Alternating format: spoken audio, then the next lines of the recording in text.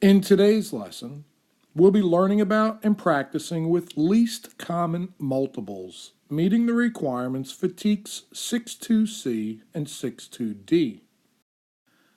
When I multiply a number by another number, my product is a multiple of those two numbers. In fact, if I multiply, in this case, the number 6 times another number other than 0, I'm going to get a product that is a multiple of 6. There are an infinite number of multiples. As long as I keep multiplying, I will get a multiple of 6. So in this example, 6, 12, 18, 24, and 30 are all multiples of 6. And if I continued to multiply 6 times another factor, I would have continued to get products that were multiples of 6. Now, if I were to do the same thing with another number, say 4.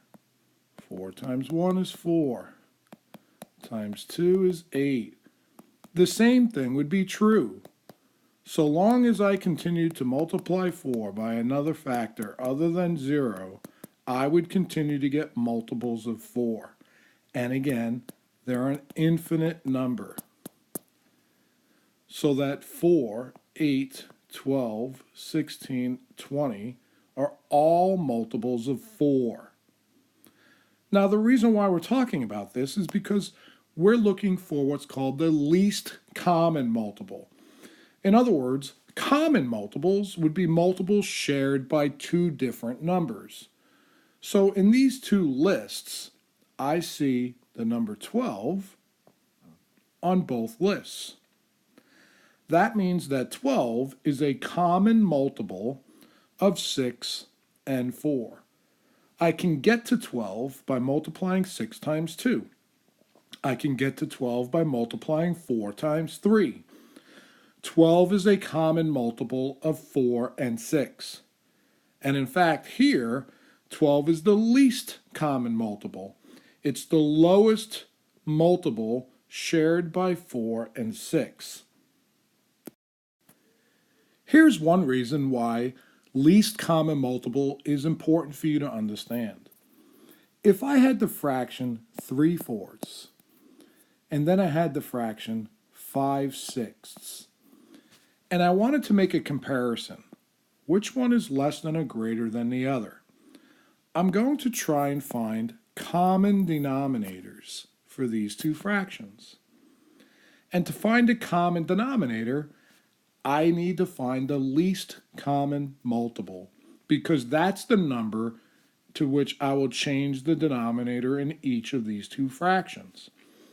So if I know I have 4, 8, 12, 16, 20, 24, these are all multiples of 4, 6, 12, 18, 24, 30, 36, 42, these are all multiples of 6, I'm going to look for the least common multiple. And I see on these lists, 12 is on the list, and 24 is on the list. 12 and 24. While 24 is a common multiple, it is not the least common multiple. The lowest number that is common to both 4 and 6 is 12. So we're going to change the denominators to 12. So how would I change 4 to 12? I would multiply it by 3. So I'm going to do the same thing to the numerator. 3 times 3 is 9. How would I change 6 to 12? I would multiply it by 2. So I'm going to do the same thing to its numerator of 5. 5 times 2 is 10. 9/12 and 10/12 is very easy for me to see which one is greater than the other. 9/12 is less than 10/12. Understanding how to use least common multiples certainly helped us to be able to tell that 3/4 was less than 5/6. That by renaming these fractions to fractions that had common denominators allowed us to very easily see which fraction was larger or smaller than the other. But you'll use least common multiples for more than just coming up with common denominators to do fraction comparisons. What if, for example, I said that I go to the gym every 3 days, and my brother goes to the gym every 4 days? On which day will we first show up at the gym on the same day? So we know I'm not going to the gym on the first day or the second, but I am going on the third. Not the fourth, not the fifth, but I am going on the sixth. Not the seventh, not the eighth, but I am going on the ninth.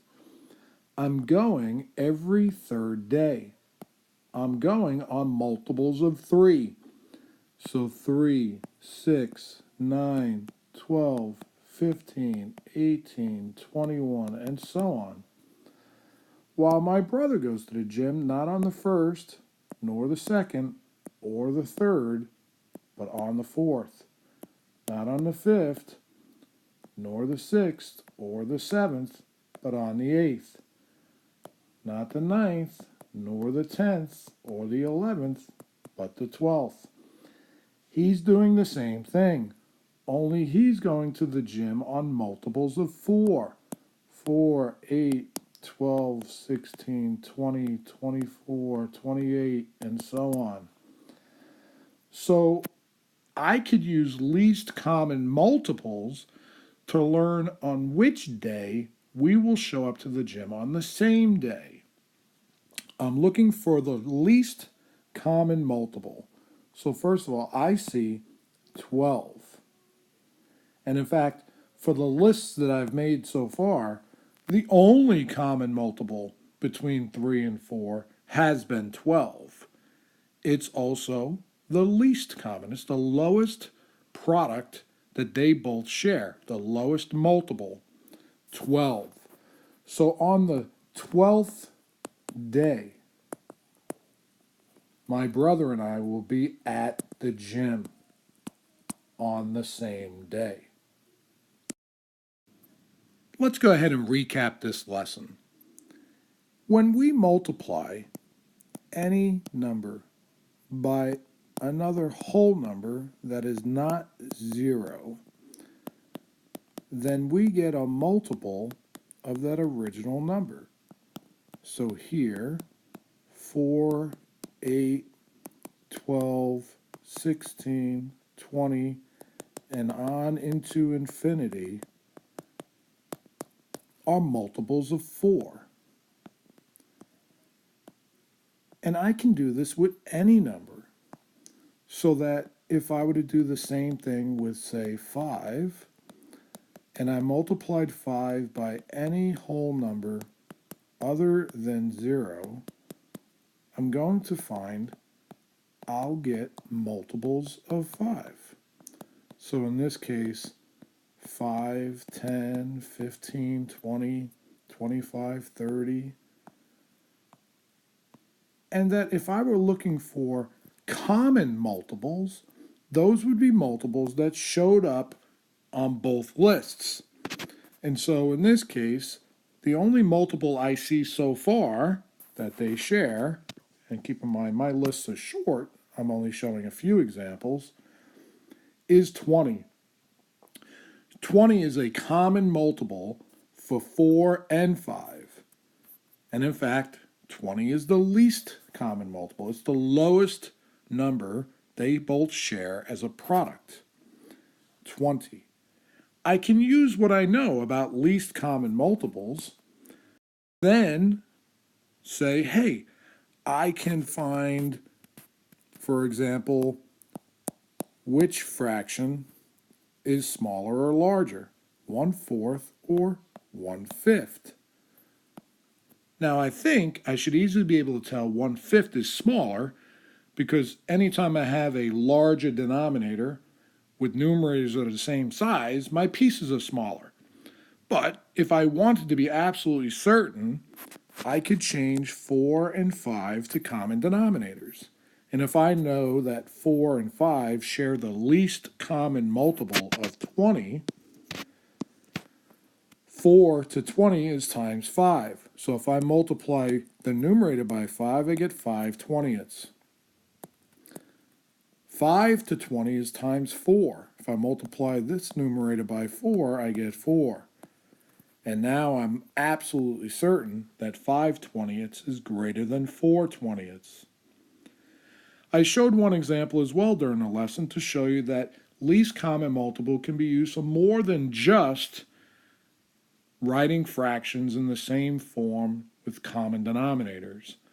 I might also have problems that I need to solve using common multiples in order to determine solutions.